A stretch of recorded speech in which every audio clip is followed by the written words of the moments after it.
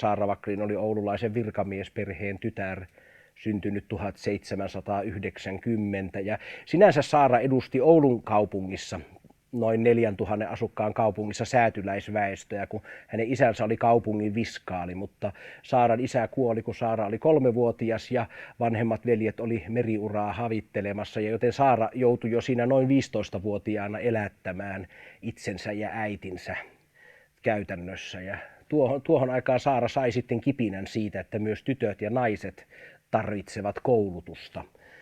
Ja tuossa sitten kun Saara oli 20 ikäinen, niin hän rohkeni mennä aivan Ruotsiin ja Saksaan, joissa hän tietojen mukaan kävi jossakin tietyissä oppilaitoksissa.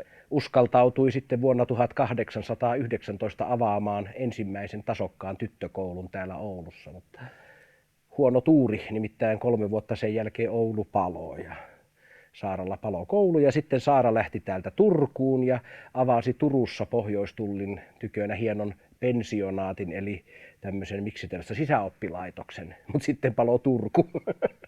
Että sen jälkeen ei Saara lannistunut. Sen jälkeen hän tuli vielä vähäksi aikaa Ouluun 1830-luvun alussa muutaman vuoden, ja sen jälkeen siirtyi Helsinkiin, jossa piti 10 vuotta hienoa tyttökoulua aina vuoteen 1843. Ja koska häntä pidettiin vähän semmoisena levottomana ja hypähtelevänä luonteeltaan, niin hän sitten yhtäkkiä lopetti tuon koulunsa ja muutti Tukholmaan, jossa osti sitten Tukholman keskustasta komean 5-kerroksisen kivitalon. Se on siellä vielä tänä päivänä, ja ehti siellä sitten eläkkeellä asua varakkaana neiti-opettajattarena 2 vuotta, kunnekka kuoli sitten. Mutta ehti saada valmiiksi tämän elämäntyönsä, eli muistelmateoksen 100 muistelmaa Pohjanmaalta. Ja näin ollen häntä voi pitää paitsi ensimmäisenä eurooppalaisena korkeakoulutettuna suomalaisnaisena, myös ensimmäisenä oikeana kirjailijattarena. Eli ei todellakaan mikä tahansa nainen, vaan Saara Wacklin Oulusta.